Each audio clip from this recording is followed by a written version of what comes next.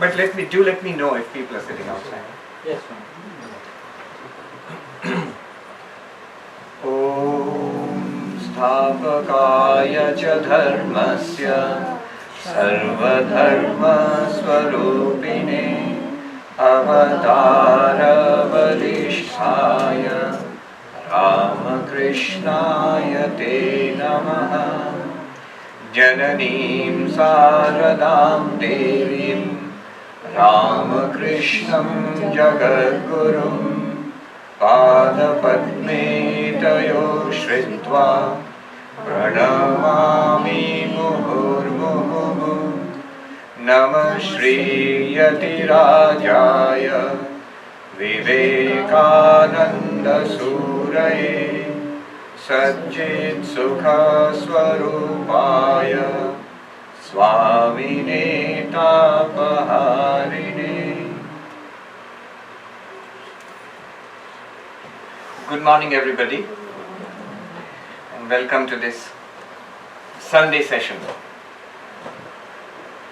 Today, the subject this morning is the power of Bhakti. Bhakti is the love of God. So what we are going to talk about this morning might be, to those who attended yesterday's session, might be pretty confusing, because I'm going to say things which are very contrary to what I said yesterday. But there's no need to be confused, because these paths, the path of knowledge, the path of love and devotion, bhakti, the path of meditation, dhyana, the path of selfless service, karma yoga, all of them are about one thing and one thing only. About that spiritual reality, which you might call the Atman or God, Ishvara, Bhagavan, whatever you want to call it. It is about enlightenment, about salvation, about mukti, about moksha. So it's about one thing. Only that these are different paths, and it's good to appreciate the differences of these paths. Each has its own beauty. And also the great thing is that these paths are also not exclusive. We can combine them in our spiritual practice, in our spiritual life, and indeed we should combine them. So having said that, let's go into today's subject, the power of bhakti. It actually boils down to how you define the problem. How you define the problem also defines the solution. What do I mean by that? In the path of jnana, knowledge, we are told that you are Brahman, you are already that existence, consciousness, bliss, Satchidananda. Then what is the problem? Somebody here asked that, how do I become Brahman? And our answer, the answer of Vedanta is that you are already Brahman. In that case, you should rephrase the question. Okay, supposing I'm already Brahman, then the problem is that I don't know it. I don't feel it. It's of no use to be just listening to that I am Brahman, you are Brahman. So the problem becomes ignorance, that we do not know. You see, in the path of knowledge, it's called the path of knowledge because it's a solution to the problem of ignorance. The real problem is that we do not know who we are or what we are in the path of knowledge. And so, if not knowing is the source of the problem, then the solution should be knowing. If ignorance is the problem, then the solution should be knowledge. So that's why it's called the path of knowledge. I do not know that I am Brahman, I have to know that I am Brahman. And then the practice will follow automatically. If the solution is knowledge, how does one get knowledge? If I'm ignorant about physics or about Sanskrit, then how do I solve this problem? You will say, get knowledge. If I ask, how do I get knowledge? You will give me a practical suggestion. Go and enroll in a course in the local university or in the college and study. There will be a professor to teach you, there will be books to read and knowledge to be gained. Remember, however, there is a distinction between the kind of knowledge that we get in a classroom from a textbook, from a teacher, and spiritual knowledge of the nature of who I am. But still, on the whole, the difference is not too much. There are the Upanishads, there is the teacher, and you study the Upanishads and you think about it and meditate upon what you have thought about, Shravana, Manana, Nididhyasana. Here, study, think about it, get a conviction, what you are convinced about, meditate upon it, and then the promise is that you will get that intuitive flash called Brahma Jnana, the enlightenment about Brahman, that you are Brahman. This approach, entire approach, what we spoke about yesterday also, all of this is taking for granted, assuming that ignorance is the problem. This is the path of jnana, path of knowledge. But the yogi comes, Patanjali Yoga, the yogi comes and says, no, ignorance is not the problem, not the actual problem. Well, the real problem is restlessness of the mind. Swami Vivekananda also says that the only way to get knowledge is through concentration of mind. So restlessness of mind is the real problem. In Sanskrit, chitta vikshepa. Mind is ashanta. Ignorance is not the problem. Restlessness of mind is the problem. If restlessness of mind is the problem, then what will be the solution? Meditation is the method. Solution? What is meditation for? Calm the mind. Calming the mind, concentrating the mind, focusing the mind, settling the mind down. So, if restlessness is the problem, chitta vikshepa, then the solution will be focus of mind, concentration of mind, calming the mind. And the method will be meditation. Can you clearly see these two I'm putting together, side by side? Problem, ignorance.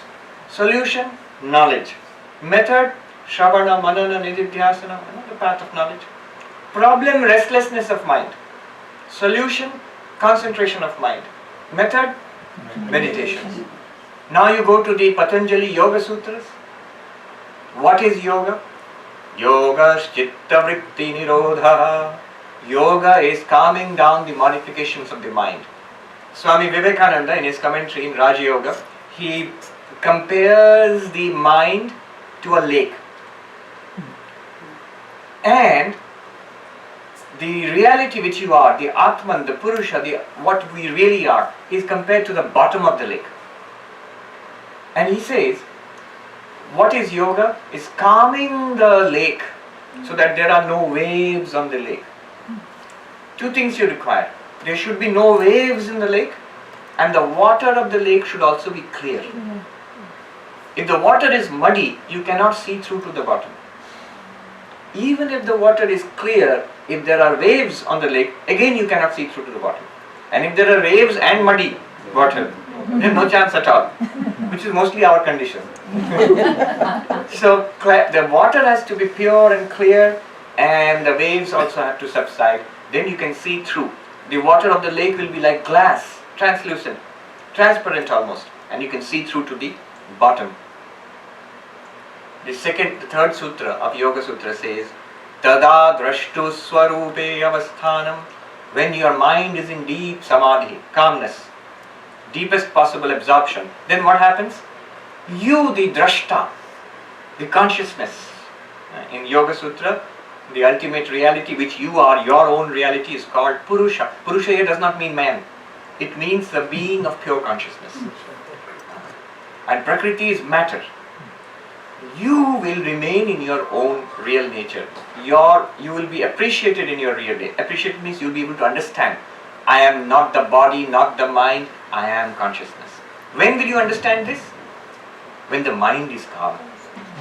I remember about 12 years ago, I was in the Himalayas in Gangotri, and I was staying in a little hut, meditating, studying, and there was a monk in the hut next to mine, close to mine.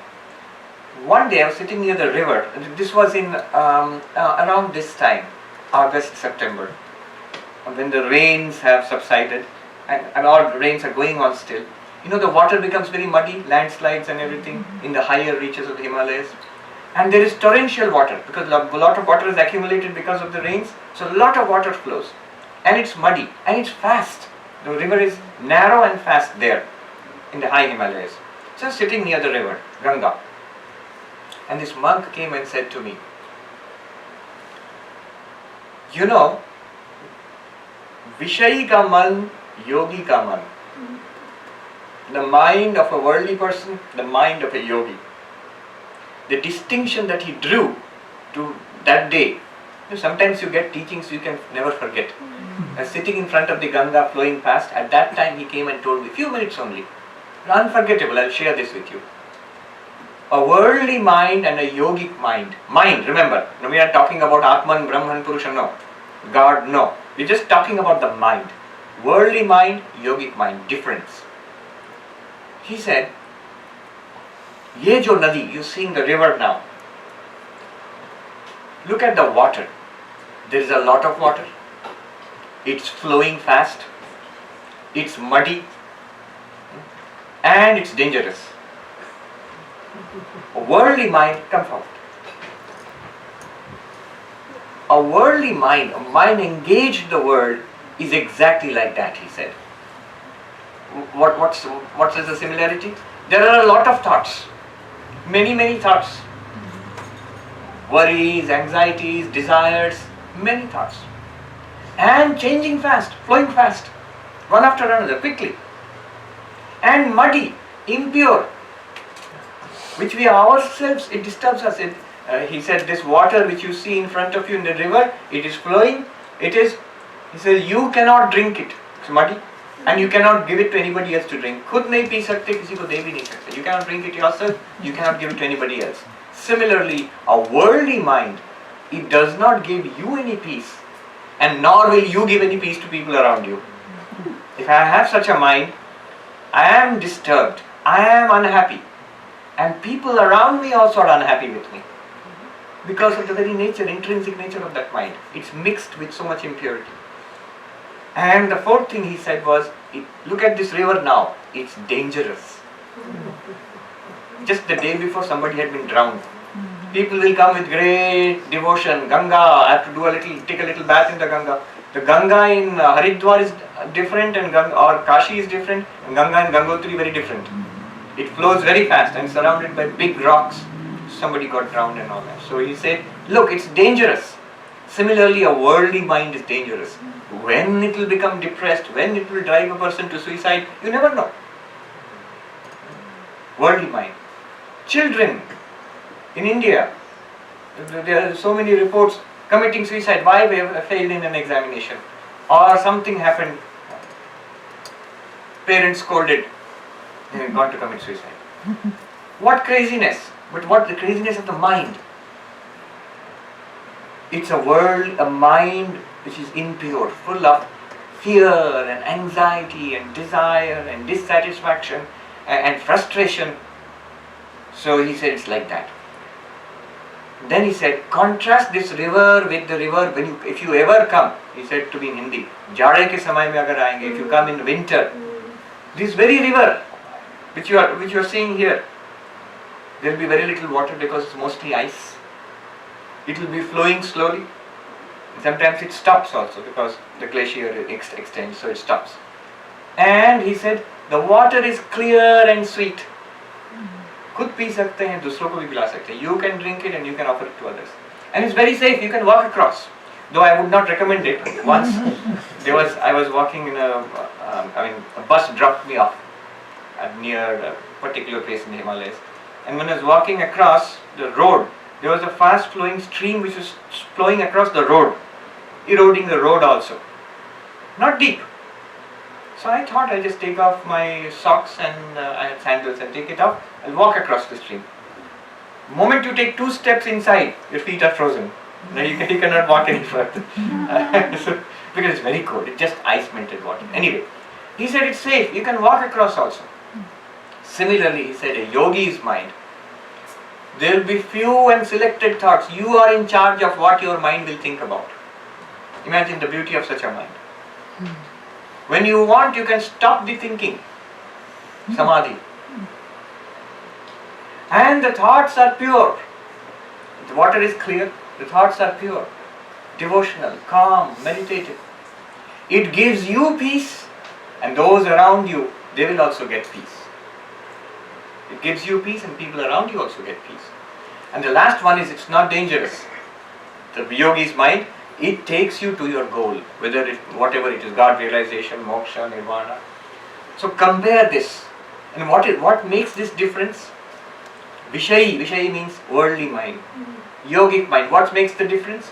The difference is meditation. Here is the disturbed mind, here it is a calm and concentrated mind.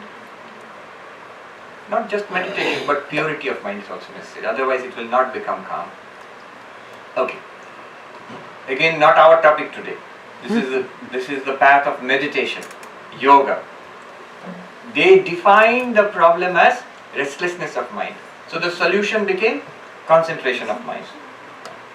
And the method becomes meditation. I met one yogi in the Himalayas, very young monk, Nepali monk from maybe about 21 years old. He was sitting in a cave and meditating. And very, very nice young man. He would sit, there was a big gorge, few hundred feet below, and it's very dramatic. There's a precipice on top of that, on the edge of the cliff he sits and meditates. He has got a nice hairdo, with a knot and all, and a beard, and he's sitting in a yogic posture meditating. So I said, why do you do that? Isn't it very windy there and a little disturbing? And he's so simple. He said, oh, it's nice. All these tourists come, on the other side they take my picture. I see it's good. Very simple boy. So what is he trying to achieve? He said that he is trying to achieve samadhi, path of meditation. I asked him, look at the viewpoint. I asked him, what about Vedanta? Because I like Vedanta. So I said, Vedanta kaisa lagta hai? Have you studied any Vedanta? Advaita Vedanta, the path of knowledge. How do you like that? Look at the reaction. It's the yogi's reaction. He said, I'll tell you in Hindi and then I'll translate. He said, बहुत बात करते हैं वो लोग, अनुभूति नहीं है. What does it mean? He says that, oh, Vedanta it's alright, but they talk a lot. They don't have any experience, spiritual experience. So from a yogi's point of view, the Vedanta, the path of knowledge, is a lot of studying and talking, and it's okay in its own right, but it's not. They don't have experience, spiritual experience. Now comes the path of Bhakti, the teachers of love of God. How do they see the problem and the solution and the method? They say that, no, ignorance is not the problem. Restlessness of mind is not the problem. Abhakti is the problem. Abhakti means lack of love and faith and surrender to God is the problem. In the path of Bhakti. And the solution is love of God. Devotion to God, surrender to God. That is the solution. The path of Bhakti. So you see, depending on the way you situate the problem, the solution also will be different. Ignorance, knowledge. Restlessness, meditation. Restlessness, concentration. Lack of faith and devotion. Love and faith and devotion. The solution. And the method also will differ. Method might be study and understanding in one way, in one path. Might be meditation in another path. Might be worship and adoration in another path. So path of Bhakti. Now the path of Bhakti has some intrinsic advantages over other paths. So today I am speaking about Bhakti, so I am going to say this. It seems that when Swami Vivekananda, somebody complained to Swami Vivekananda, Swami, when you speak about knowledge, if we feel that that's the only path, everything else is... But now you're speaking of meditation, we feel that's the only path, we have to meditate. When you speak about serving humanity, that seems to be the only path. The rest of it seems to be selfishness. Or devotion, that seems to be the only path. So he smiled at it. I don't know what he said. What did he say? He said, whatever he said, whatever he taught it as so powerfully, presented it so powerfully, that for that time being you feel that is the only path. Everything else is secondary. Bhakti has some advantages, intrinsic advantages. How? First of all, yesterday we spoke about the path of knowledge, jnana. But whenever you take up any text on jnana, Advaita Vedanta, non-dual Vedanta, they will not talk about what I said yesterday. First of all, they will talk about qualifications. In Sanskrit there is a word adhikari. Who is qualified to study? You want to study Upanishads? Are you qualified? You might say, what is all this qualification? I have $5 in my pocket, I can purchase the Upanishad and study it. That's the only qualification you require. Why do you require anything else? Well, you may purchase it. And you may even read it. Though many people, they purchase it and put it on their shelves, never open it. Some people, they open the book also. But you read it and it doesn't appeal to you. It doesn't appeal to me. I'm reading it. Or it appeals to me, but I don't see any difference in my life. It doesn't work for me. Why does it not appeal to me? Why does it not work for me? The initial conditions have not been satisfied. What are these conditions? If I tell you, you'll be scared. First of all, they will say you need to have viveka. Viveka means a clear distinction between there is an ultimate reality. And this world, temporal world is changing, transient, intrinsically valueless. This clarity, it's not realization, you are not already an enlightened person, but a clarity should come, that there is such a thing. Call it Brahman, Atman, liberation, moksha, whatever you want to call it. What spiritual life is talking about, it's true in the broadest sense. And this world is intrinsically valueless and transient and temporary compared to that. This is called Viveka. First. Second, what you have found to be temporary and valueless, let go of that. Don't pursue that anymore in life. Pursue liberation and enlightenment in life. This is called Vairagya. Intense Vairagya, that I don't want these temporal goals in life.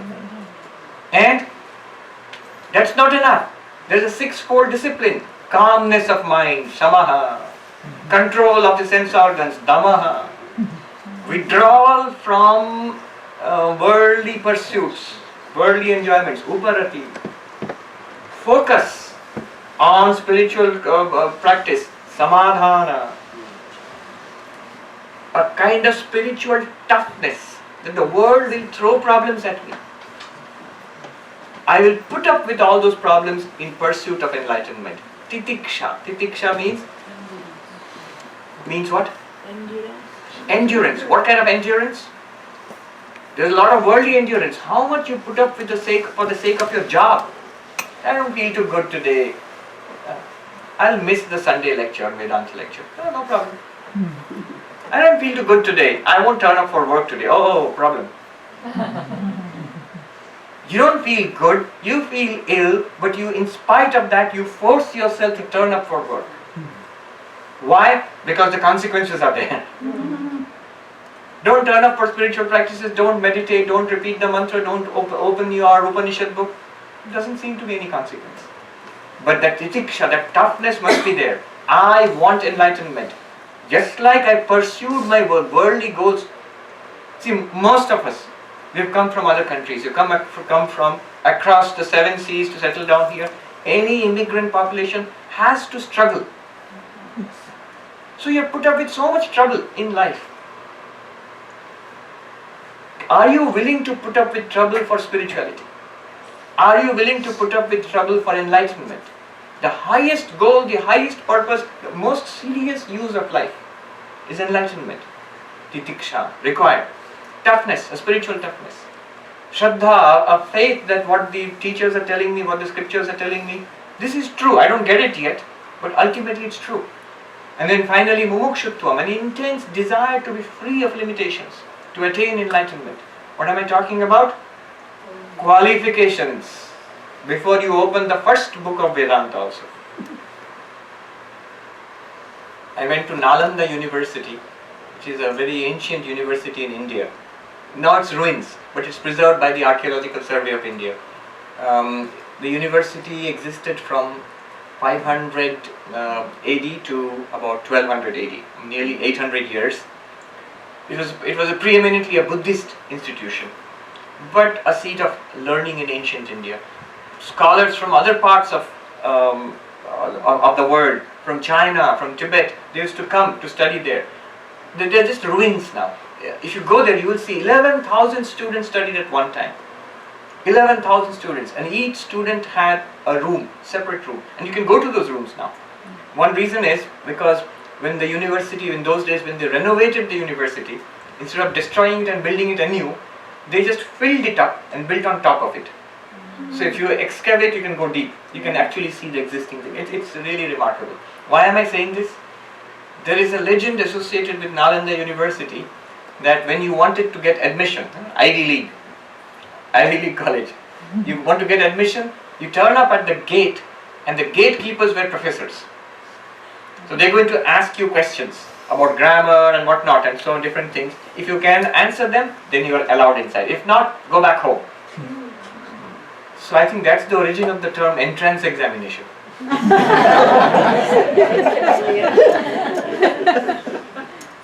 In the path of knowledge, Viveka, Vairagya, Samadhamadi, Shak Sampatti, Mumukshutvam, all these qualifications, do you have them? Then welcome into Vedanta, into the path of knowledge.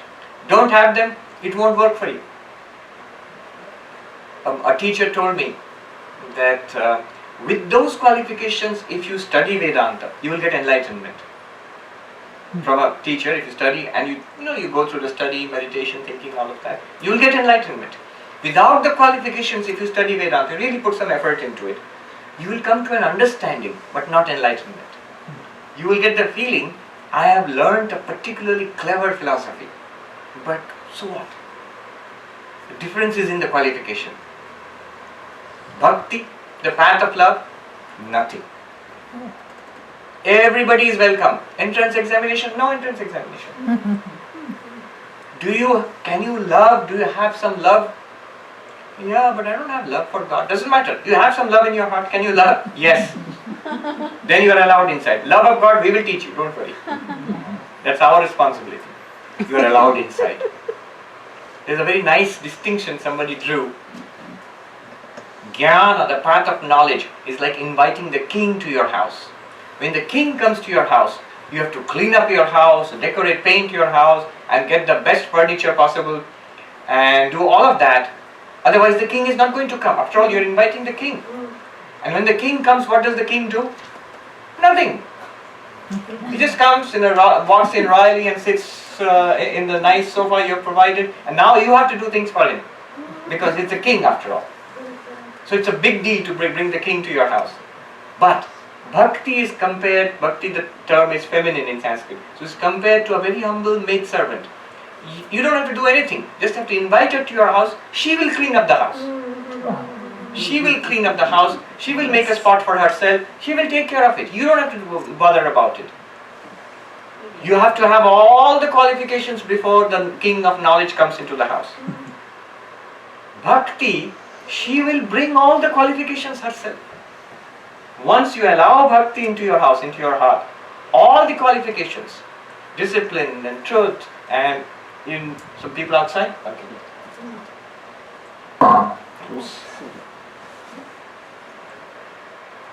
Can you hear me outside? Those who are outside? If somebody has to give me a signal, a thumbs up, a high five, something like that from outside. Can you hear me outside? No? Can you hear me outside now? I need some feedback from there. They are working on it. Hello. That's not working. Hello. Not yet. Not yet? One more. Can you speak now? Now, can you hear me? Can you hear me now? I don't know if you've switched it on properly. Is the microphone on? It is on, but there are 3 settings. So when the red light is on? red light is on. Red light is on. Can you hear me? No. Hello. Are you home? Come in. Hello? That's better. Yeah. Can you hear me now? Not yet. No? How many people? We can move. 4 or 5. Leave the door open. 4 or 5 people? Yes. Come closer. Come closer. Come closer. Yes. Shampa, tell them to come in. Can you hear me? No. Now? Never mind, just come inside. We'll make place. Just come inside. Yeah, that's it. Great. Just come in. You can sit on the carpet on the floor. Yeah. Just tell them to come here. Whoever can sit down, they can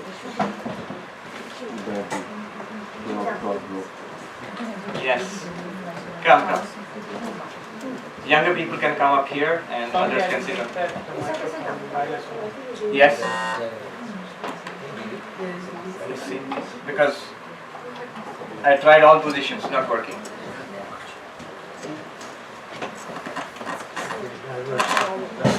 Maharaj, it needs a Bhagama tooth, not Bluetooth. I think we have enough space. Right. Enough space with it. So, yes. So, I think we can accommodate everybody. Yeah. Come closer. All right. Where was I? Yeah. Bhakti. Qualifications. Yes. So, She will come and be in that. yeah, the maid servant comes in and brings all the disciplines in your life which are required for enlightenment. You see, there is a problem with the path of knowledge. There is a problem with something that one should know about. Yesterday, we spoke about in the Ashtavakra, the second line of the verse, Asango Nispriya Shanta. The Brahman, the ultimate reality which you are, is completely detached from the appearances which come in that reality. Asanga, Nispriya, completely desireless for the false projections of Maya. And Shanta, completely at peace. That's our real nature. Now, a jnani person who is enlightened should manifest these qualities. And there should be no kama, krodha, lobha in the life of a jnani. Why? Because if I am Brahman, what should I desire? Because I am the only reality. If I am Brahman, what should I be greedy about? There is no one thing, nothing extra beyond my own existence to get. In the Isha Upanishad it says, Ma gridha kasya svidhanam. Do not hanker about anything beyond that reality, Brahman, which you are. Because anything other than reality is unreality. And Shanta, peaceful. What should I become angry about? With whom will I become angry? Because they were all the same reality. You want to say something? Yeah, I think this is working now. Now it's working? Yeah. Are there people outside? No, no more. Just tell them to come. Tell them to come Let's here. not That's interrupt too many times. Yes or no? Are there Nobody people? outside, Nobody outside. No. Then we can switch it off. Yes, one must be clear about these. Just before. Yes.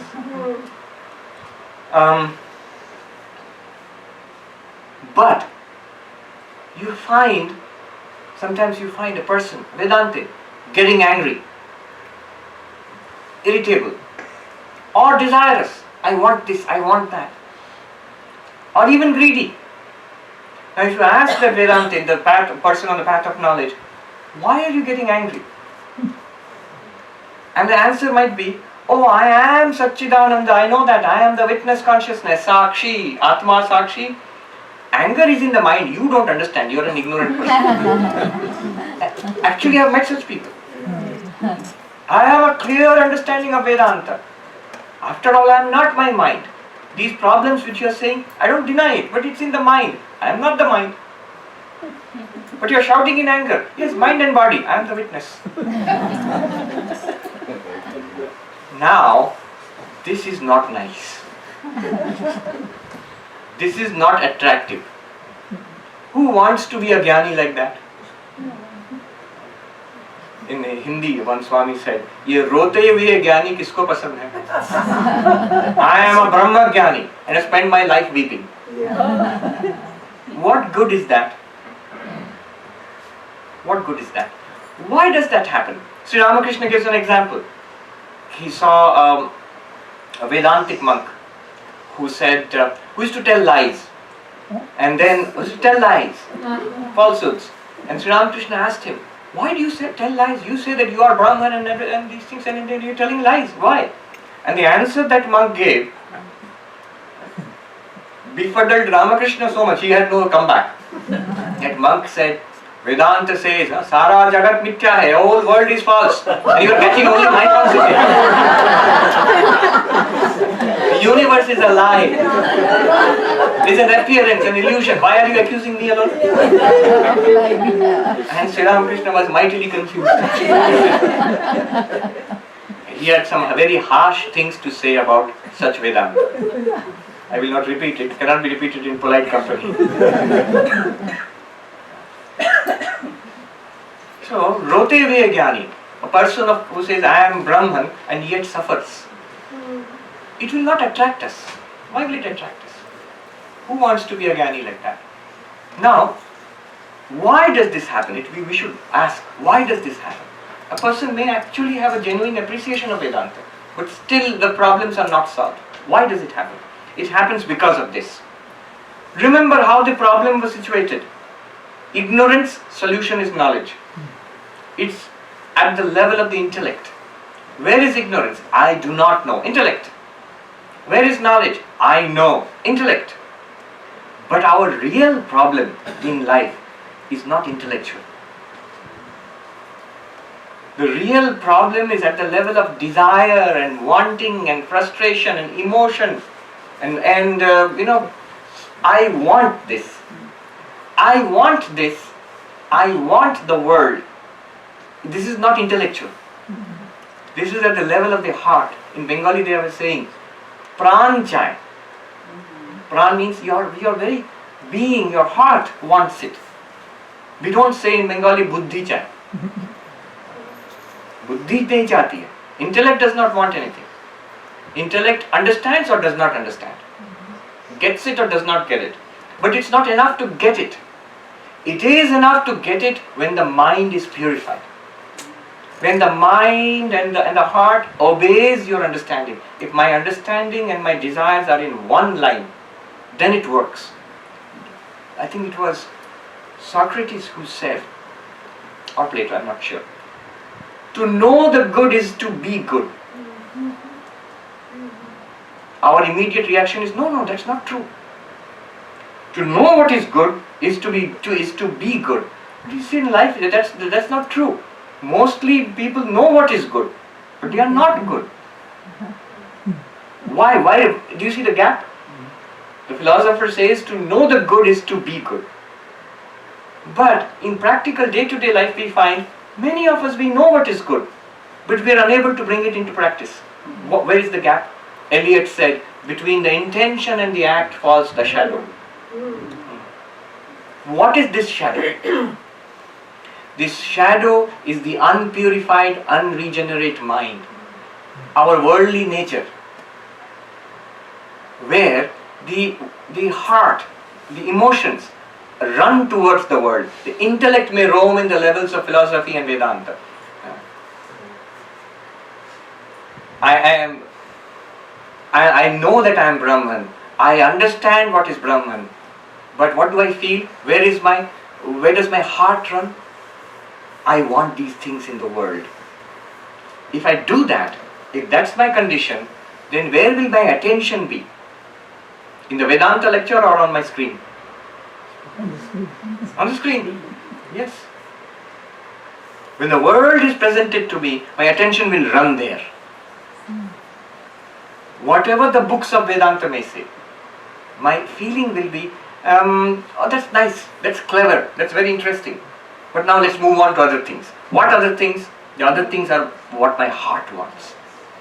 And in spiritual life, the real problem is what my heart wants, not what my intellect understands or does not understand.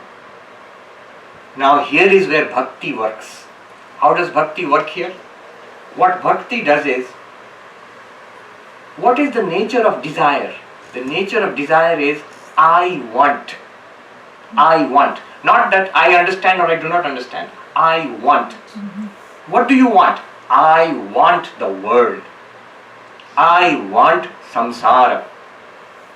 Pleasure, achievement, money, wealth, name and fame, appreciation, power, all of the fleeting things of the world. They'll all go away one day. My Vedanta tells me everything is anityam, everything goes away, everything disappears. But still, my heart wants it. Intellectually I understand. My heart wants it. I want money. I want the good things of life. And see how insidiously it enters. We see other people. I am perfectly okay with my little car and my little house. But no, there's such a fine house. Small print mortgage. So many things are. And a better car. And a better iPhone. and the desire enters into my mind. Not intellectually. Intellectually understand, it's not important. But heart wants. Now how does bhakti operate? Bhakti operates in this way. Bhakti works at the level of the heart. It replaces I want the world with same I want. I want God. I love the things of the world with I love God. The same power, the same force. Sri Ramakrishna talking to Turiyanandaji. Turiyanandaji was a very strict brahmachari and said, I don't want to mix with women. And Sri Ramakrishna scolded him, you are a fool. Why do you speak like that? More period, turn the flow of energy, otherwise, the direction should be turned. See the Divine Mother in all women. So I want, the word is transformed into I want God. The same force. Otherwise what will happen is, whatever I may understand and study at the level of the intellect, that force will continuously keep dragging me to the world. My Vedanta will remain in its place as Vedanta, but my day-to-day life will be it goes on the same way. The distinction will be, I understand something, but if I ask, what do I think about all day long? Do I think about God, Brahman, Atman? No. Why not? Why not? Because I will always think about, in the Bible you find, where your treasure is, there your heart will be. No man can worship God and mammon together. Mammon is worldly success, pleasure, wealth. You cannot have both together. Why? Why can you not have both together? Because where your treasure is, there your heart will be. Where you really think it's real, that is good, I want that, that's my treasure.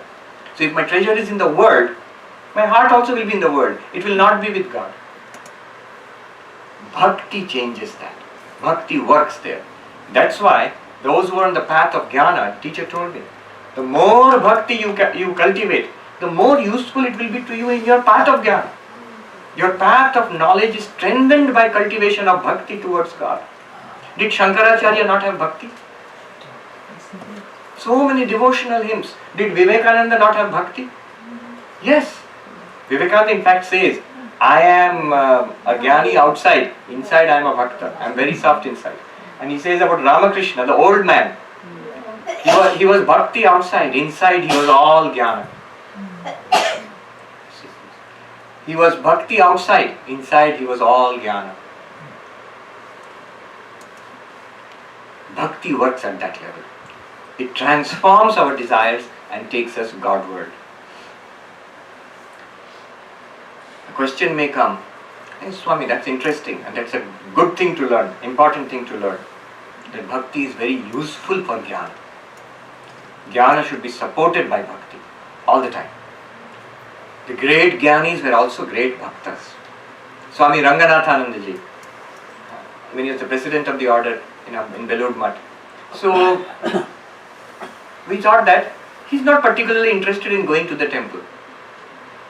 I asked one of his sevaks, one of those Swamis who helped the President Maharaj, I asked him, so Maharaj did not like going to the temple of Ramakrishna or Holy Mother? He said it's just the opposite. The problem was, when he went to the temple, it would be difficult to bring him out. He would keep saying, little more, just let me stand a little more in front of the image of Sri Ramakrishna and the temple of Divine Mother. You always think of Ranganathanji as a great jnani. So the great jnanis are also great bhaktas. It's something to learn. Now the question might be, well, I understand the power of bhakti, but it depends on loving God. I really don't have so much love for God.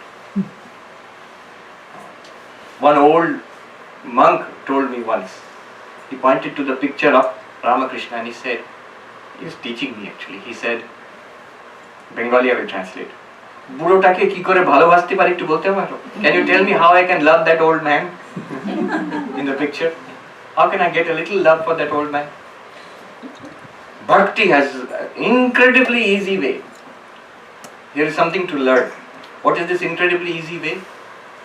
You know what is the nature of love? It's not just emotion. The power of love is where you say mine. You must include it as mine. Do you see the two different things? You go and see a magnificent sunset. Beautiful sunset. Do you ever say my sunset? No. It's a force of nature. It's magnificent. It's beautiful. You enjoy it. Does it evoke emotions? Certainly. Grand emotions may come. But it's very impersonal. It's a sunset. It's the sky. It's the stars. It's the river. It's the ocean. But when you say, my son, my daughter, my father, mother, husband, wife, when you say mine, there is that extra pull, that intimacy, that closeness, that this person is mine. That is the secret. That's the door to bhakti. How does it work? It works like this. The teachers of bhakti tell us that to your list of mine, just add one more thing. What do you add? My God, my Krishna, my Gopala, my Rama, my Christ. Just add mine and see the change, the magic. And it may be the last in the list. You may have 100 things. My father, my mother, my husband, my child, my house and my car and my iPhone and my job and my lawn and all the way down to my dog. After that, bhakti is so humble. So just add after that my dog and then my God. Yes. It is so humble that just bring it and see the magic. Just add to the list of what you consider to be mine. Just genuinely feel mine. Not an impersonal thing. Jnana is very impersonal. But this is mine. I am this person and here is mine. My Gopal. Such a beautiful story I heard about Sister Nivedita. We are celebrating 150 years of Sister Nivedita. There is a story about Saint Teresa of Lisieux, I think, or Avila, I'm not sure. I think Avila, Saint Teresa. It's a beautiful story. She always used to write Teresa of Christ. Now there is a story about her, a vision she had once of this very dignified, shining figure of a man in a robe and a beard standing in front of her, and that man asked her, "Who are you?" And Teresa said, "This is not Mother Teresa. This is Teresa, I think Avila, long time back." She said, "I am Teresa of Christ. Who are you?"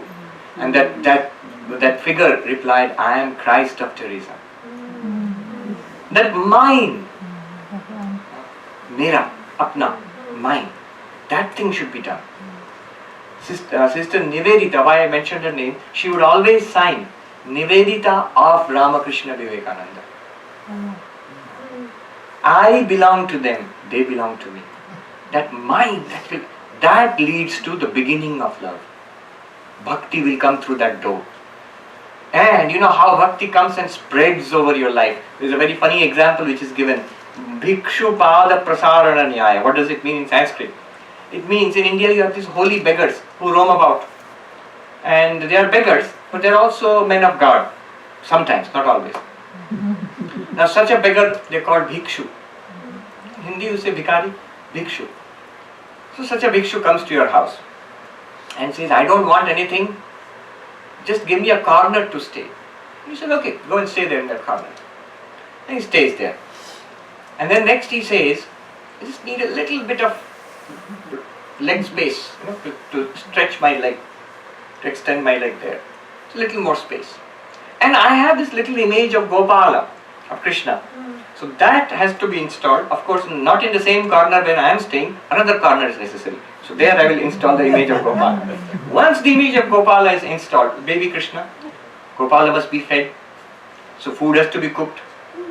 One corner of your kitchen, same food cannot be offered. So one corner of your kitchen is reserved for Gopala now. And the first cooking has to be done for Gopala. And of course the flowers in your garden have to be picked and offered to Gopala.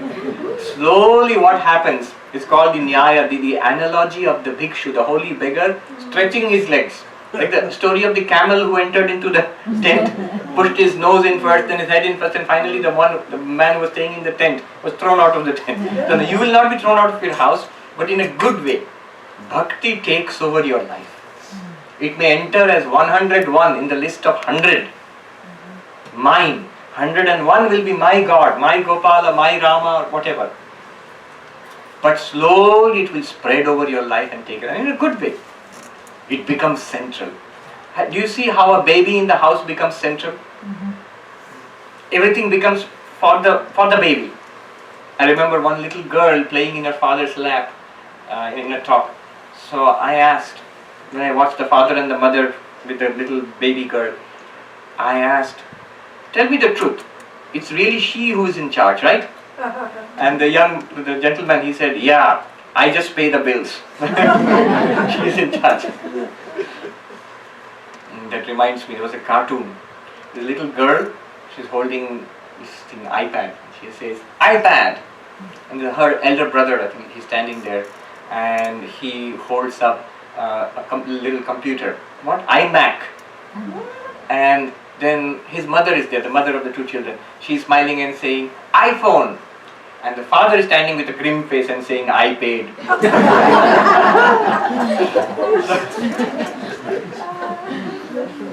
Bhakti spreads over your life, takes over your life. That's the beauty of Bhakti.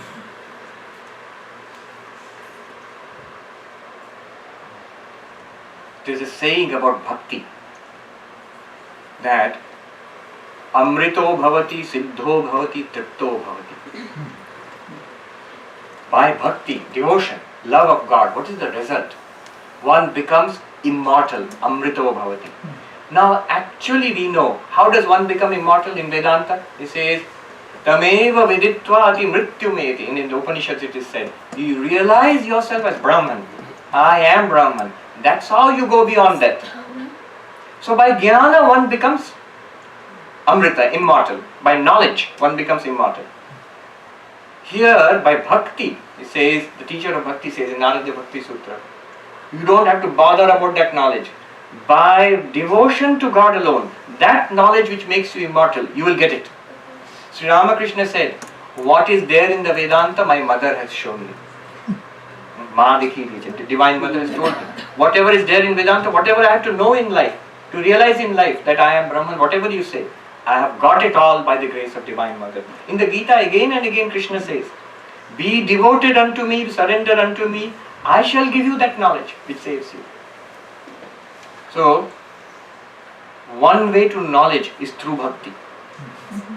There is a direct way, but it's a much harder and steeper way.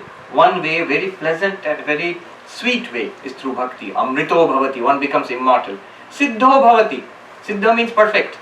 Usually, how does one become perfect? We know in spiritual life, through abhyasa, through spiritual practice, through japa, meditation, tapasya, all kinds of spiritual practices, one becomes siddha, perfect. That's the general idea in India. Here it says, through love of God one becomes siddha. Without spiritual practice. You may say, just a minute, does it mean that you don't have to do spiritual practice? You will do spiritual practice, but out of love. You don't think I am doing spiritual practice. The mother takes care of the little child. She cooks and cleans and keeps house and does lots and lots of things. But she doesn't think that she's doing jobs. She doesn't ask for a salary. Why not? Why doesn't it seem like a job? It's because it's done completely out of love.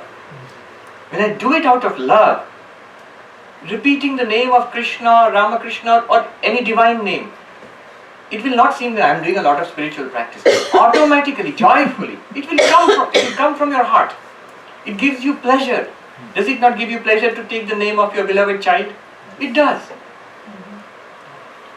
The pleasure will come, that out of joy you will do spiritual practice. You don't have to feel that now I have to do spiritual practice, long face, a serious look, sit straight, and somehow here is the name of God. People say name of God, please repeat the name of God. And the usual question is, how many times?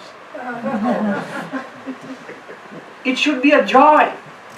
Bhakti makes it a joy. Otherwise, meditation. Immediate question is, how much time should I meditate?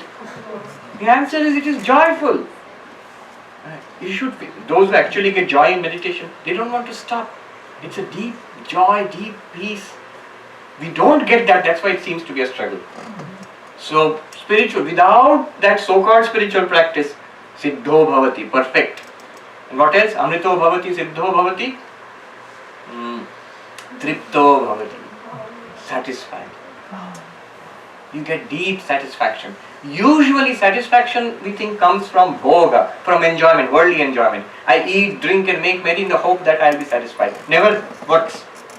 But I think so. Bhoga leads to tripti. That's what we think.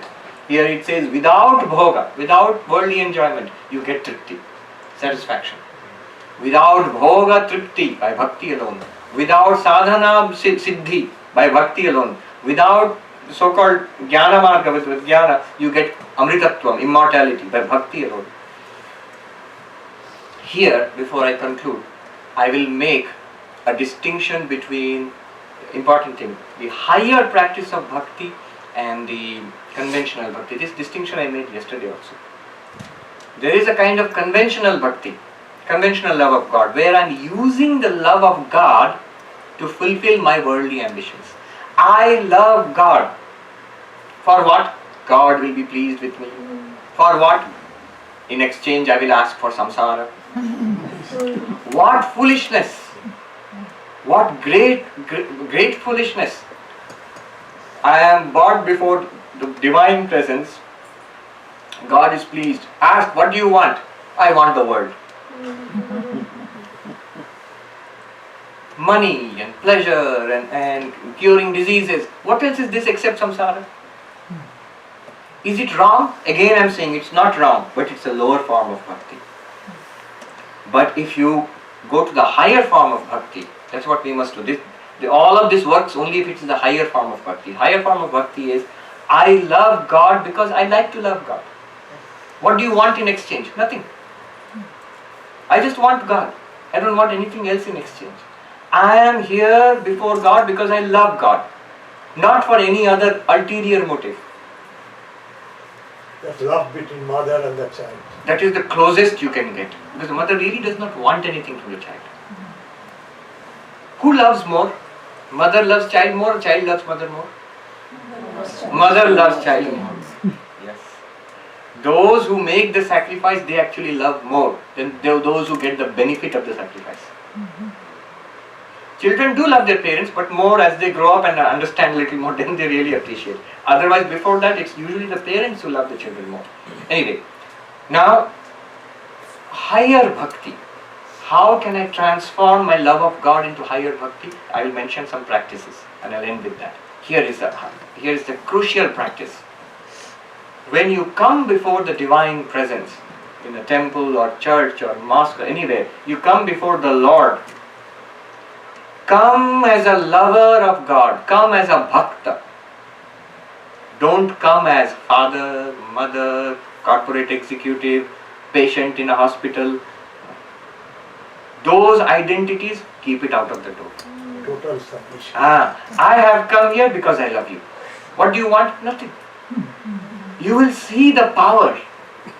Usually when we enter the presence of God, we enter with all these other identities.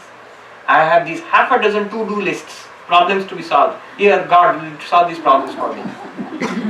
God may solve the problems, or may not. But the thing is, I am missing the higher bhakti. The power of higher bhakti is lost. Sri Ramakrishna used to say, if you go before the king, ki aloo patol chaiye. If you're presented before the king, are you going to ask for potatoes and, what is patol? Parva. Are you going to ask for vegetables? In the presence of the emperor, what will you ask for? You should ask for gifts which are of that standard. In the presence of God, ask for purity of mind, ask for dhyana, ask for bhakti, ask for surrender. When Vivekananda, he was in trouble, worldly trouble, no money, father is dead, he told Ramakrishna, they are also not directly, he told Ramakrishna, you go and tell the Divine Mother so that my problem will be solved. He said, I don't ask for such things. Why don't you go and tell? No, you believe in her, she will listen to you. No, I'm telling you. You go and tell the Divine Mother, today is, I think it was Tuesday or Saturday. One day, Tuesday, I think. So go and tell, today is the day of the Divine Mother, she will listen to you. So Narendranath goes there to the temple of Divine Mother, comes back in a half intoxicated state, like lost in divine love, surrender. Ramakrishna asked, so did you, what happened? I had a vision, Mother was there. So did you ask? Yes, I asked for Bhakti and Vairagya and Viveka. And Ramakrishna said impatiently, okay, that's alright. What, did you ask for a job and money and all that? No, I forgot. Foolish boy, go again, there is still time. Again he went. Again came back with tears in his eyes. I asked for only devotion. Ramakrishna, of course, secretly happy. He said, what is this? You go and ask. The actual thing is for you. I want money and job and everything. So he went again. Again he could not ask. Third time when he came back and he said, no, I cannot ask these things from the Divine Mother. Then Ramakrishna said, all right. I bless you that your family will never lack simple food and clothes. They will never rich after that. Excessive property and money, and it just adds care to the world. It just adds weightage to the world. It is unhelpful for spiritual life. So Narendranath, he could not ask to the Divine Mother for anything else, even when he needed it. He really needed it. Because he does not go in front of Divine Mother as a person who wants money and a job and all that. No. He goes to the Divine Mother as a bhakta. I love you, let me remember you, let me be completely dedicated to you, let me never forget you. What about your problems? The world will take care, who knows? Whatever is my karma, that will happen. I don't want to bother God with all that. When he used to go to Ramakrishna, imagine, full attention of Ramakrishna was given to Narendranath. Other people used to feel jealous. But one day it so happened that Ramakrishna didn't even look at Narendranath. Narendranath came and sat, didn't look. Second day again, Narendranath came and sat, Ramakrishna didn't look. Other people felt embarrassed. Somebody who is so beloved, everybody looks at that person. Ramakrishna looks at that person and gives so much attention. And next day onwards, not looking at all. Other people are feeling embarrassed. After a few days, Ramakrishna asked him, looked at him and coldly asked him, I don't even speak to you anymore. Why do you come? His answer was so touching. I come not because you pay attention to me. I come here because I love you. And I come to see you. I come to see you because I love you. He doesn't even want that attention. It's alright. I come because I love you, Adi. I don't come here because of what you are getting. That is how you should enter the divine presence. That marks the line between lower bhakti and higher bhakti. When you take up that higher bhakti, God actually looks at you for the first time. Not easy. I'll give you some other practices of higher bhakti. Another practice. In higher bhakti, you are not allowed to complain. In higher bhakti, you are not allowed to want anything more than God. Just imagine this. We'll get the idea. Suppose somebody invites you to their house. And you go to their house. And you go in there and your friend who has invited you said, oh, you've come. Okay, come and take a chair. And then he stands near the window, looks out of the window. When will he come? When will he come? How will you feel? You are there. He's not paying any attention to you. Oh, you've come. Okay, sit. He's waiting for somebody else. So his happiness will be full, complete when that other person comes. You are not that important. You will feel that I am not enough for your happiness. How will you feel? Neglected? If God has come to your heart and you wait, God has come, okay, good, but money also should come, and a second house, and that cruise in Caribbean, and so on. Those things will come, then my happiness will be full. And God is there in your heart and saying, what about me? Hey, you're there, good. Sit. That is not higher bhakti. In higher bhakti, I have the presence of the Lord, I shall not want. My Lord is with me, I shall not fear. I shall not want anything else, I shall not be afraid of anything in the world. You are not allowed to want anything more. Higher bhakti, remember, not so easy. On the other hand, you're not allowed to complain also. God has come to my heart. Yes, but mortgage has to be paid off, and I got laid off from my job, and my health is not all that good. Not allowed to complain. How will the Lord feel? I am here, you invited me, and now half a dozen other things without that my happiness will not be complete. No. Gita says very clearly, attaining which na tato adhikam manyate. You don't think that there is anything greater to be attained. Actually, nothing more is to be attained in life. And attaining which, the reverse, na dukkhena gurunapi vichalyate. You will not be budged, shifted, affected by the heaviest of sorrows, by the worst of sorrows. It will not affect you. But if you have got God, if I have got God, nothing else I want. If I have got God, nothing else can affect me.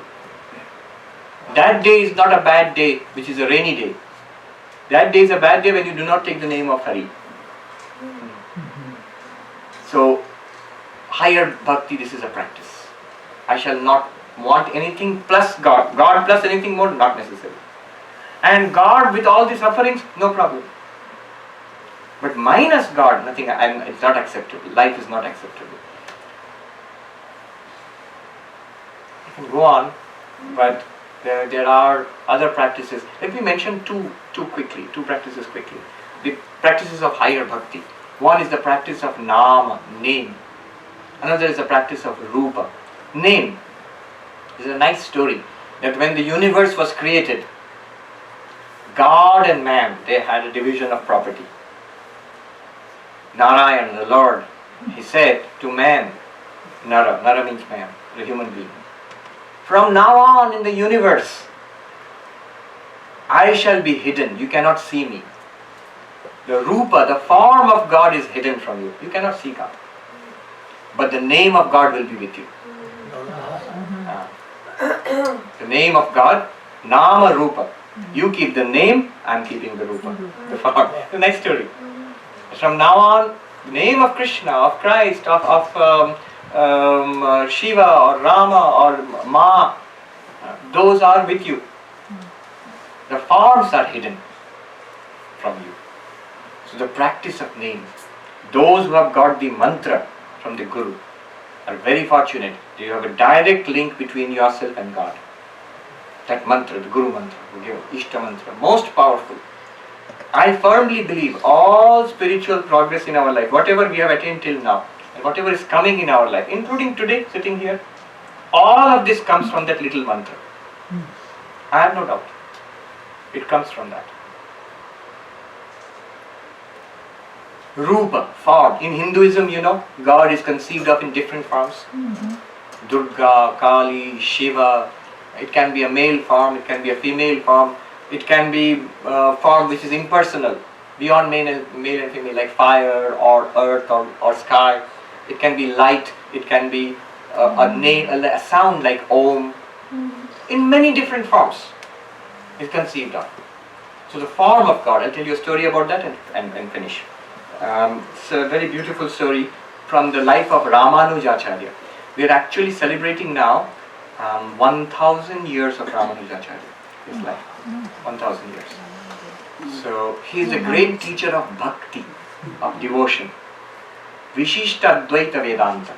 Vedanta is qualified monism. The path is bhakti, devotion to God. Now he lived for a long time. He lived for 120 years. So the story takes place when he is already very highly regarded as a great saint, more than 80 years old. He was in this temple town of Srirangam in Tamil Nadu, where there is a beautiful image of Vishnu. I have not visited, I have read the descriptions. Has anybody visited Srirangam? You have visited? Yes. So Ramanuja was there. And in big ancient South Indian temples, you will find there is what is called Utsava Murti. That means smaller images are there. The big image, you cannot shift it. It's inside the temple. But the smaller images are taken out in processions during big festivals. So there will be chanting of mantras and incense and music and long processions, and those images are taken out with great pomp and ceremony. And the devotees gather around and they are very devoted. So in one of these festivals, when the murtis were being taken around, the images were being taken in procession, Ramanuja was there in that group with his devotees, already a very senior, a very highly respected saint. Now as they were going in the big procession, people chanting mantras, saluting the image of God, they saw one young man standing with an umbrella over the head of a young girl and staring at that girl. Now, other people around were a little annoyed. What is this in a beautiful spiritual environment? What kind of behavior is this? Ramanuja, as he was passing by, he said, "Who is that young man? Call him."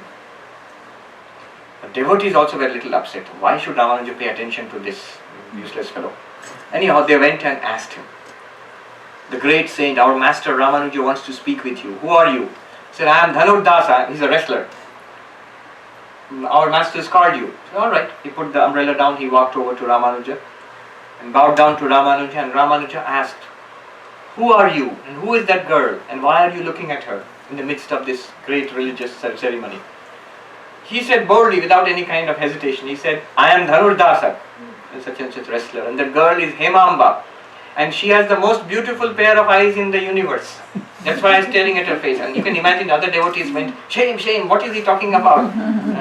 How dare he speak like this in front of Ramanuja?" Ramanuja said, he was not at all fazed. He said, "If I were to show you an even more beautiful pair of eyes, would you like to see?" He said, "Yeah, sure.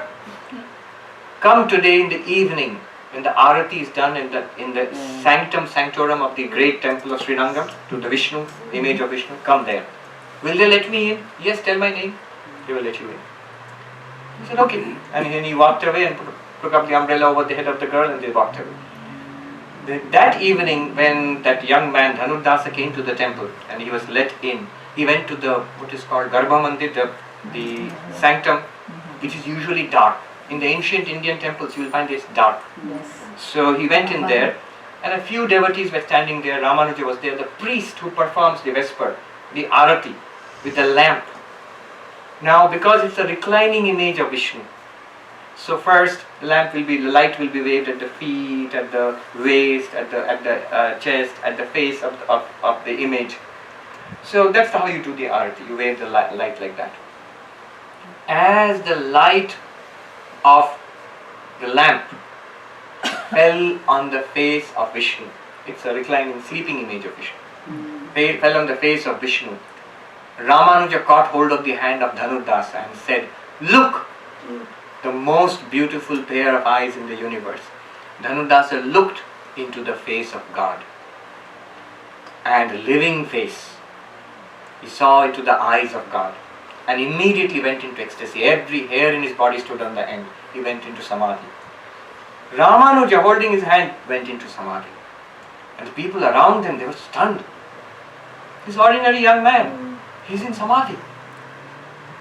There's a beautiful verse, I think, in Bhakti Rasamrita Sindhu, which says, in the evening when Arati is performed to the Lord, he who looks upon the face of the Lord in the light of the Arati lamp, Pradeep, in that lamplight, who looks upon the face of God as the lamp is waved on before the face of God, who looks upon that, the sins of 1,000 lifetimes are wiped away. But you must look with love, with devotion. It's hyperbolic. 1,000 lifetimes, whatever our karma accumulated from many lives is wiped away. Look with devotion on the face of the Lord. So Dhanurdasa looked like that and he got samadhi. He became one of the great devotees of Ramanuja. If you read the life of Ramanuja, he married that girl Hemamba, and that both of them, Dhanurdasa and Hemamba, were great devotees. There's so many wonderful stories about Hemamba, Dhanurdasa, and their devotion to God. There are other techniques. Nama, Rupa, Vibhuti. The 10th chapter of Bhagavad Gita, Vibhuti Yoga. How you can use the glories of nature to remind yourself of God. And there are other also techniques of higher bhakti. I'll stop here to take a couple of questions and then we'll conclude this session. Are there any questions? Yes, there's a question there. I'll come to you. Bhakti. Bhakti. So you have to inculcate bhakti in your life. So there must be some ways to do it. Go to God, don't ask anything, and okay. And then you have said you have to take mantra from Guru. So your recommendation is everyone should have a Guru Yes. to have a better bhakti. Am I correct? True. One is the higher bhakti. General bhakti we have. Most people have some kind of devotion and faith in God. But the higher bhakti is go to God without any demands. You see, the danger of going to God with demands is not that He will not grant you your demands. He will grant you. That's the danger. Vivekananda said, never ask for anything because you will get it. In this life or the next, you will get it. And you keep getting those things, you will be trapped in samsara. You see, the one who goes to God with demands, what are the demands? That person is exchanging God for samsara. All the demands are samsara demands. Then if you ask for samsara, you will get samsara. You will be caught in samsara. So go to God without any demands of samsara. Ask like Narendranath, ask for bhakti, ask for vairagya, ask for purity of mind, devotion to God, nothing else. Surrender to God. That's one powerful practice. That changes conventional bhakti into higher bhakti. Guru, Ishta Devata, mantra, very powerful practice. Very powerful practice. I cannot recommend it enough because it is like a source of spiritual strength. And once you do that, it is for life. This is my Guru for life. This is my mantra for life. This is my Ishta Devata for life. Unless you do that, stability will not come. I want to practice it, but 6 months later I will see how much progress I have made. If not, I will stop it, I will change the Guru. Somebody asked, called the Guru and asked, Swami, I have been repeating the mantra for 6 months. Doesn't seem to be working. Would you like to change the mantra? It's like changing medicines. No. This is my practice for life. All of them are divine names. All of them are divine forms. My problem is that I have to settle down. Unless I settle down, nothing will work. Do you remember what I said? How you conceive of the problem, the solution depends on that. If ignorance is the problem, jnana is the solution. Knowledge. If restlessness of mind is the problem, meditation is the solution. Calmness of mind. If lack of faith and devotion and surrender is the problem, then love of God, bhakti is the solution. Now let's be honest. If selfishness is the problem, then karma yoga, unselfishness is the solution. Now let's be honest. Which is my problem? If I ask myself, is ignorance my problem? Yes. Restlessness of mind is my problem? Yes. Lack of love and devotion to God is my problem? Yes. Selfishness is my problem? Yes. Then which one will work for me? All of them. Knowledge will. Honestly, yes. I need knowledge, I need bhakti, I need meditation, I need karma yoga also. You had a question. How do you find the Guru, or how do you know Guru and you are the right fit? Yes.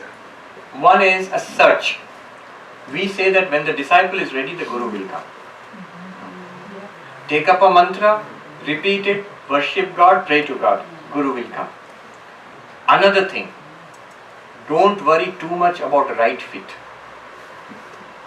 I have seen in the Himalayas, especially people from the West, America, Europe, in the high Himalayas, young lady backpacking it, moving from place to place. What are you doing? I'm searching for a Guru. Good. How long have you been searching? 10 years. Not good. You know what happens there? It's my ego. This Guru is not right for me. That Guru has this problem. That Guru has that. Who is judging? My own mind. What is more important? Get the mantra, get initiated, start practicing.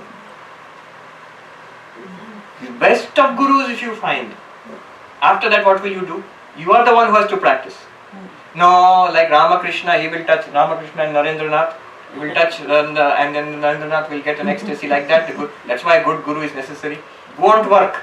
It worked only for Ramakrishna and Narendranath.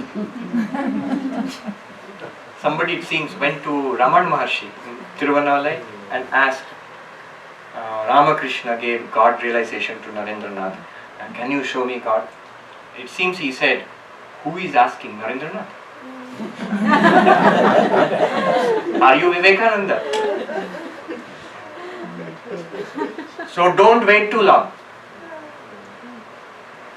Ultimately, especially in India also, we see that you get the mantra when you start practicing.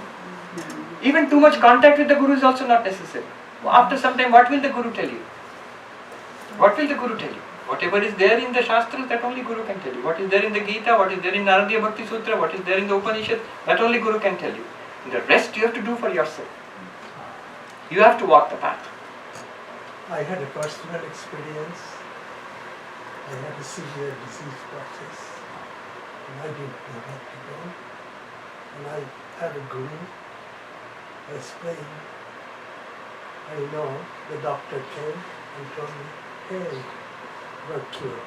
And when I heard that, and I was coming out from that doctor's office, it was a different life. Is that experiencing Satchidananda? I told my friend, I asked him. What happens is, it's not wrong to ask God or Guru to say cure a disease, to solve my problems in life, as long as that becomes the basis for spiritual life. Right? It strengthens my faith in God. That's why God grants prayers. Even though I am asking for worldly things, God grants prayers, worldly prayers also, so that my faith in God is strengthened. Right? The whole purpose is God realization, not worldliness. So I now have a deep faith because it was hopeless. I prayed, it worked. Now what do? I jump straight back into the world. No, that doesn't work for me. Let's walk forward here. So that's how it works. You had a question? Yeah, I'll come to you.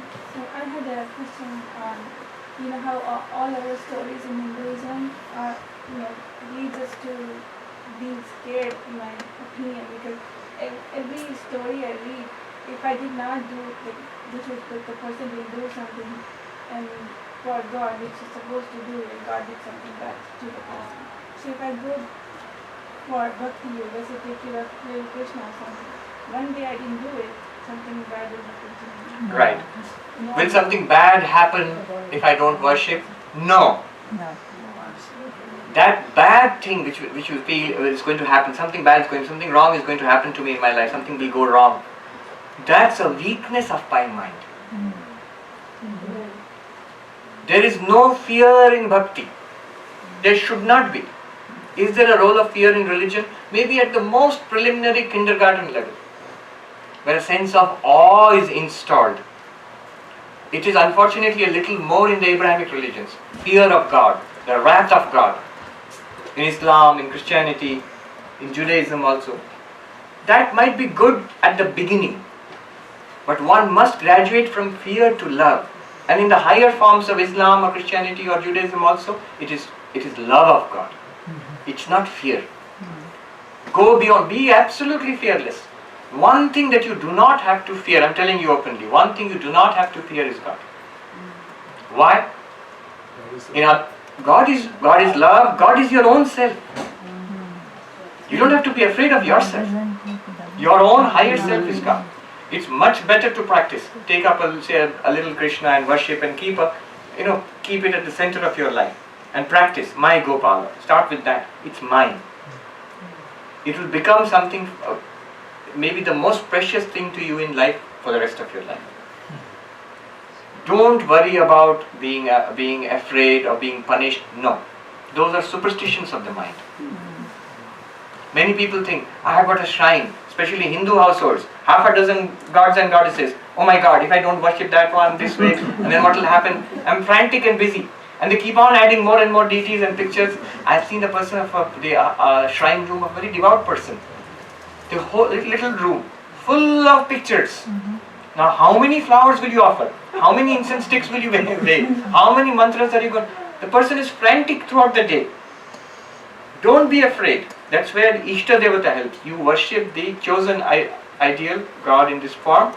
And that's it. And all the rest, all the different ideals, know them to be the same thing and bow down to them with devotion. That's enough. There's no need to be afraid at all. Absolutely not. In love, one characteristic of love is no fear. Mother has no fear of the child. It's crazy to think about it that way. One thing that they say, that if you have a dog and you love the dog, first thing is you must not be afraid of your own dog. In love, there is no fear. Second thing is, in love, there is no bargaining. Vivekananda said, no shopkeeping religion. I will offer you this puja, you do this for me, my lord. But that's most of religion is like that. Question. So we say that the consciousness is in us and all around us. And I personally feel that we have to purify our mind and thought, and in our actions, that's our prayer to God, or whatever it is in our actions that we interact daily with every human being and with ourselves. If we purify our mind and heart to be our best loving people, I think that is religion, living like a human being first. True. What's the question? I just wanted to confirm that. It's a comment, yes, that's true. Okay, that's the last question there. The lady there. Yes. Can I select my own Ishtamantra? You can start. Name or goddess's name? Yes, you can start off that way. It's good to have a guru. You can start off by selecting. But remember, when you select, it's your mind which is selecting. That stability will not come until you have a guru and a Ishtamantra and Ishtadevata. Until that time, suppose I like Shiva. I select Shiva and I select Om Namah Shivaya as my mantra and start repeating it. But I will go on doing it only as long as I like it, because I selected it after all. Yeah. Suppose I don't like it, then what will happen? Now I like Durga. Now I will change Durga. It happens because my mind is selecting and unselecting.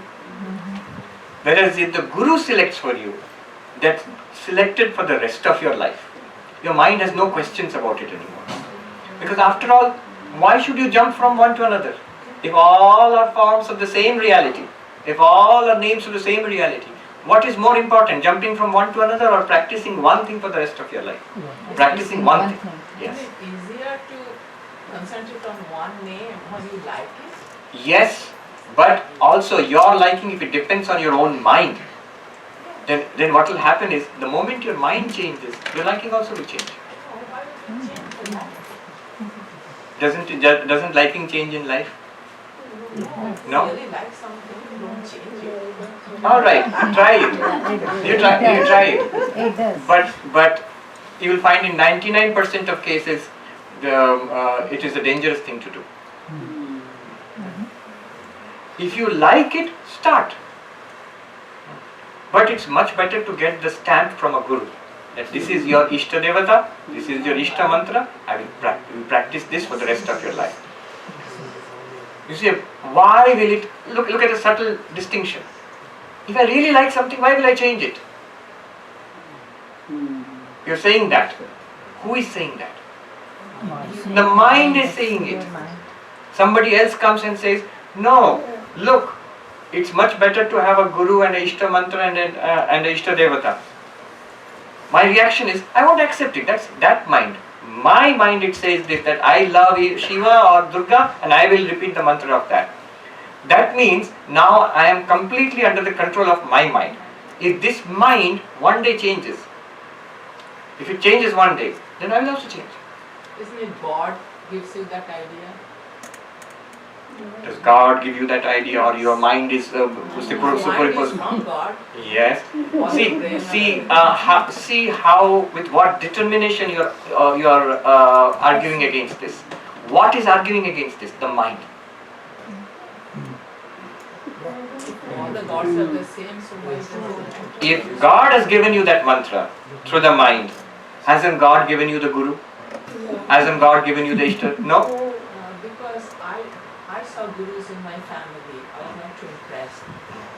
Right off. Okay, fine. You go ahead and practice. My response to that is, I'm very careful about these things. I saw gurus, I was not too impressed. What are you impressed with? I am impressed with my own mind. Ego. Straight road to disaster. No, you can try it. It's good to have a strong mind. It's good to have a strong mind. See, my answer to this is, you go ahead and try it. Go ahead and try it. But it's very interesting. The whole point is not to be attached to my mind. The mind takes over. To say that, this is my conclusion. Because this country is a very individualistic country. This country, it encourages you to think for yourself and be individualistic and stand on your feet. All very good qualities. But the downside of it is, I value this buddhi, this mind, more than the mind and intellect of 7 billion other people. What terrible foolishness. What gives me the right to say, my intellect is superior to all your intellects? But this is a stupid statement, Swami. But I am making it when I say that, no, I will not listen to Guru. I will not listen to teachers of religion or to the books or to you or to him or to her. I will not listen to anybody. Then whom will you listen to? Why? Why? Because it's my mind. How does that make it intrinsically superior to the minds of everybody else? Is my mind superior to the mind of Ramakrishna? Superior to mind of Ma Sharada? Superior to mind of Vivekananda, to Ramana Maharshi, to Kabir Das, to Jesus Christ, to anybody?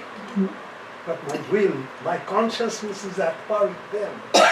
My Brahman is at par with them. Not at par, is one with them. But who is deciding this? My mind is deciding. Look at what the avatars did. Look at the life of Jesus Christ. Do you know he was baptized by whom? Buddhist. No, that is some theory. But So John the Baptist. John the Baptist. Now let me ask you, who is superior, Jesus or John the Baptist? Jesus Christ. John the Baptist himself says that he used to take people and dunk them in the river Jordan and say, now you are born in spiritual life. And he would say that, though I am baptizing you with water, but the one who comes after me will baptize you with fire. Fire means the fire of truth. And one day what happened? In the long queue of people who were coming for being baptized, John was standing knee deep in the water. In the queue of people, who is standing there? Jesus. Swamiji, same with Totapuri and Thakuri. Yeah, let me finish the story. So John the Baptist says that, Lord, I am not fit to tie your shoelace also. What was Jesus' answer? What was Jesus' answer? Do you know? It has been prophesied, let the prophecies be fulfilled. Let the tradition continue. Didn't Ramakrishna take Diksha? Yes. From whom? Totapuri and Bhairavi Brahmin, they are very advanced spiritual teachers. But I am directly answering your question. Whom did he first take Diksha from? Family Guru. Most unimpressive person. Ramkanai Bhattacharya. Who is he? Nobody knows. Why did he take initiation?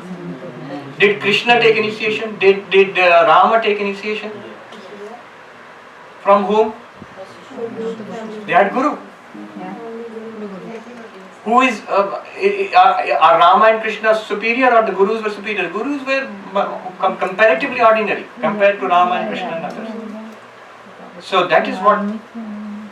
Anyway, what I am saying is always good to have a clear, strong individual mind and will. If you are not convinced by what I am saying, no problem, but try it out yourself. If you want to select and practice yourself, then select and practice. Start, go ahead with it, and if you find it is working, good. If you find it's not working and it's shaky, then immediately change. Take up a guru and take mantra diksha. What is the harm? The harm is not doing anything. Really, what should be done is, you should do something. If you want to take initiation, find out the guru, take mantra diksha, start practicing. If that does not appeal to you, you are not into that business, then all right, you pick something and start practicing. But practice. All right, Okay, we'll Swami, stop. yes. Because we have another program. Yes, we have another program, so we need some rest. The lunch is already here. Swamiji will say prayer, please have your lunch. And the Swami wants to take some rest before the evening program. At 2:30, there will be talk at Museum of Art. So everybody, all of you know by now, so please be there. And there will be much more of Swamiji than we have been.